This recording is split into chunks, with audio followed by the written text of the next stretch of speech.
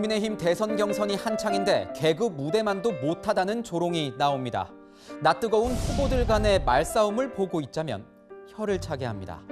다음 달 5일 대선 후보가 최종 확정된다는데 야권 지지자들의 비친 후보들 모습은 실망스럽기 그지없습니다. 립서비스로 유권자 비위를 살살 맞추는 신용이라도 할 줄 알았는데 아니었습니다. 말실수는 하루가 멀다 하고 쌓여가고 해명은 오락가락이고 논란은 커져만 갑니다.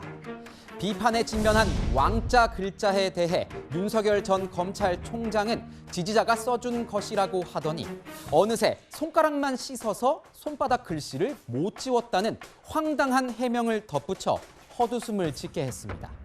손바닥 글씨는 결국 표범이 없었습니다. 역술인 멘토 의혹을 제기하며 윤 전 총장과 설전을 벌인 유승민 전 의원은 특정 부위 침 전문가가 윤 전 총장의 행사를 수행했다며 공세를 이어갔지만 이 치료사가 과거 유 전 의원 행사장에도 함께한 사실이 드러나면서 결국 국민들만 민망해졌습니다. 자신을 비판한 경쟁 후보를 향해 욕설과 함께 쥐어 패고 싶을 정도라고 말한 홍준표 의원은 또 어떻습니까? 추태가 아닐 수 없다는 일각의 지적을 새겨들어야 할 겁니다. 코웃음을 치게 하는 정치판을 더 이상 우습게 만들어선 안 되는 것 아닙니까? 토론이 고작 이 정도라면 정권 교체를 하겠다는 야당 대선 주자들의 깜냥도 의심스럽기만 합니다. 표를 받고 싶다는 건지 실력 부족을 자랑하는 건지 도무지 알 길이 없습니다. 혀를 차는 국민들의 한숨 섞인 목소리는 그들에겐 들리지 않나 봅니다. 안타깝지만 사과할 일이 아니다 라는 이재명 경기지사의 말은 솔직히 어떻게 받아들여야 할지 모르겠습니다.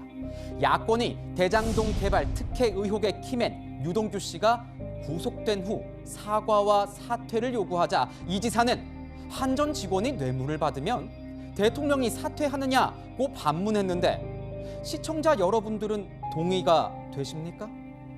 설계한 건 본인이라더니 대장동 논란과 자신은 무관하다며 노벨이 화약 발명을 설계했다고 알카에다의 9.11 테러를 설계한 게 될 수 없다고 말하는 건 억지 논리 아닙니까? 여당 경선에서 1위를 달리고 있는 유력 대선 주자에게 기대할 수 있는 모습은 아닙니다. 고가의 아파트를 분양받아 바가지를 쓴 입주민들, 공공에게 돌아갔어야 할 개발 이익을 화천 대유 측에 빼앗긴 성남 시민들의 피해에 대해서는 왜 제대로 된 한마디가 없는 겁니까? 표현은 자유라지만 이번 사태로 박탈감을 느끼는 국민들을 향해 굳이 정치인의 한 사람으로서 유감의 뜻을 표한다고 한 건 본인 책임 없다는 것만 강조하려는 것 같아 씁쓸합니다. 국민의 대표자가 되겠다며 대선에 나섰다면 대장동 개발 사업의 총책임자로서 국민 앞에 분명하고 제대로 된 사과가 필요합니다. 유감 표명만으로는 부족합니다. 글자를 만든 세종이 600년이 지난 지금까지 성군으로 추앙받는 건 그가 펴낸 정치의 중심에 항상 백성, 국민이 있었기 때문입니다.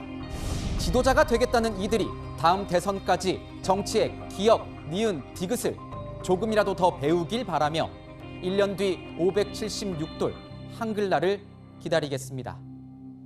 지금까지 화나요 뉴스였습니다.